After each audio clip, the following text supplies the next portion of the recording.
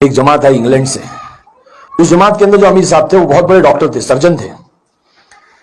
تو ہمارے بھائی نے ان سے بھی کہا کہ امیر صاحب ہمارے بھائی چھوٹے فلموں میں کام کرتے ہیں لیکن ملاقات نہیں کرتے, کیا کیا جائے؟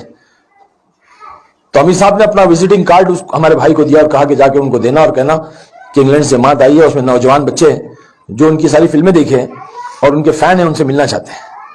تو ہمارے بھائی نے ہم کو کارڈ لا کر کے دیا, کہا کہ بھائی وہ ڈاکٹر صاحب ہے, بہت بڑے ڈاکٹر ہے, دیکھو ان کی جماعت آئی ہے انگلینڈ سے اور ان میں سب نوجوان بچے ہیں اور وہ آپ کے فین ہیں, آپ سے ملنا چاہتے ہیں.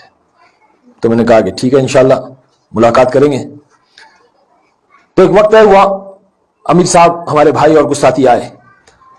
تو میں نے کہا ہمارے بھائی سے کہ کہاں ہے ڈاکٹر صاحب؟ تو بتلایا کہ یہ ہے ڈاکٹر صاحب. میں نے یہ تو مولوی صاحب ہے. میرے ذہن میں تھا کہ ڈاکٹر تو سوٹ بوٹ میں ہوں گے, سوٹ بوٹ ٹائی لگا کر کے کوئی ڈاکٹر آئے گا, اتنا بڑا ڈاکٹر ہے, اتنا بڑا اس کا پوسٹ ہے.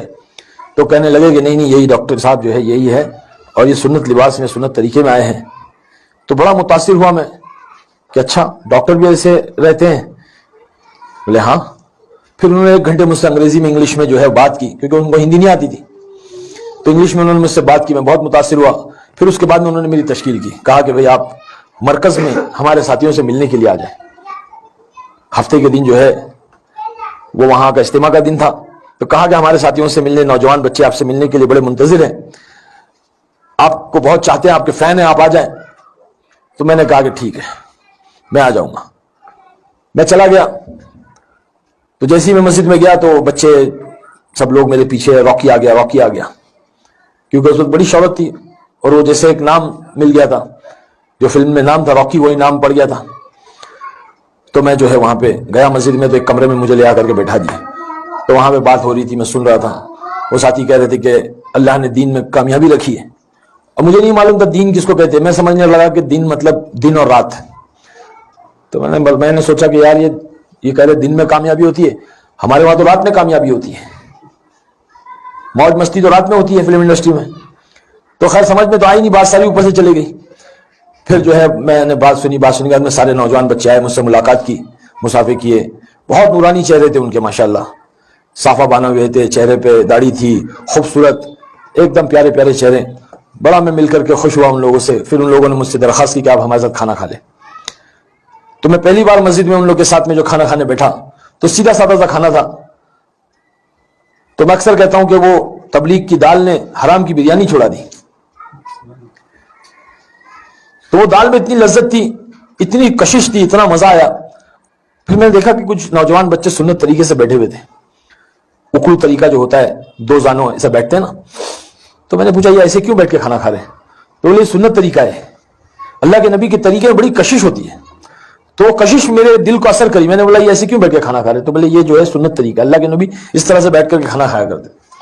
تو میرے دل میں بات آئی, اگر آدمی اس طرح سے بیٹھ کر کے کھانا کھائے گا تو اس کی پرسنالٹی بہت اچھی رہے گی, کیونکہ ہمارے اس دور میں ہم کو ہمارے جسم کی, ہماری پرسنالٹی کی, ہماری فگر کی بہت ہم کو فکر ہوتی تھی, کیونکہ یہی ہماری دکان تھی, اسی سے ہماری روزی روٹی چلتی تھی. تو میرے دل میں بات آئی کہ تو بہترین طریقہ ہے تو کھانا کھانے کا. پھر کھانا کھا لیے, پھر اس کے بعد میں کہنے لگے کہ آپ ہمارے ساتھ سو جاؤ, آج اللہ کے گھر میں مسجد کی چڑھائی پہ آپ سو جاؤ. آپ تو نرم نرم گدوں پہ سوتے ہو, ایئر کنڈیشن کمروں میں سوتے ہو, 5 اسٹار ہوٹلوں میں سوتے ہو, آج ہمارے گھر اللہ کے گھر میں ہمارے ساتھ سو جاؤ. بار بار یہ کہنے لگے اللہ کے گھر میں, اللہ کے گھر میں, مسجد کی چٹائی میں. تو میں نے بولا بھائی ٹھیک ہے میں سو جاؤں گا. تو سونے کی تیاری کی, کھانا کھایا, کھانے کے بعد میں عشاء کے بعد میں جو ہے کھانا کھا کے سونے کی تیاری ہوئی. تو سونے سے پہلے مشورہ ہوا کہ اللہ کے راستے میں جو جماعتیں آئی ہوئی ہے, اللہ کے راستے میں جو لوگ آئے ہوئے, ان کی نگرانی کرنے کے لیے ساتھی طے کیے جا رہے تھے کہ کون چوکیداری کرے گا, تاکہ یہ اللہ کے راستے میں نکلے ہوئے جو مہمان ہیں ان کی اور ان کے سامان کی چوکیداری کے لیے ساتھی طے کیے جا رہے تھے. تو امیر صاحب نے کہا کہ جو آنکھ اللہ کے راستے میں نکلے ہوئے لوگوں کے لیے جاگے گی, ان کی چوکیداری, ان کی نگرانی کرے گی, تو اس آنکھ کے اوپر اللہ پاک جہنم کی آگ کو حرام کر دے گا. تو یہ بات سن کر کے بہت اچھا لگا. میں نے کہا کہ میں جاگوں گا, بڑے جوش میں تھا میں نے کہا میں جاگوں گا. تو امیر صاحب نے طے کیا ٹھیک ہے, عارف خان صاحب بھی جو ہے وہ رات کو ان کو 2 بجے اٹھا دینا, ابھی آپ آرام کر لو, آپ شوٹنگ سے آئے ہو تو آپ تھکے ہوئے ہو, ابھی آپ آرام کر لو, 2 بجے آپ کو اٹھا دیا جائے گا. تو ایک ساتھی ہے فاروق جناب, وہ آ کر کے اٹھائے انہوں نے مجھے. تو جب میں اٹھا ان کے ساتھ میں ایسی نیند میں جا کر کے میں مسجد کے دروازے پر, مرکز کے دروازے پر بیٹھ گیا. تو فاروق بھائی نے جو ہے وہ اللہ رسول کی بات شروع کی.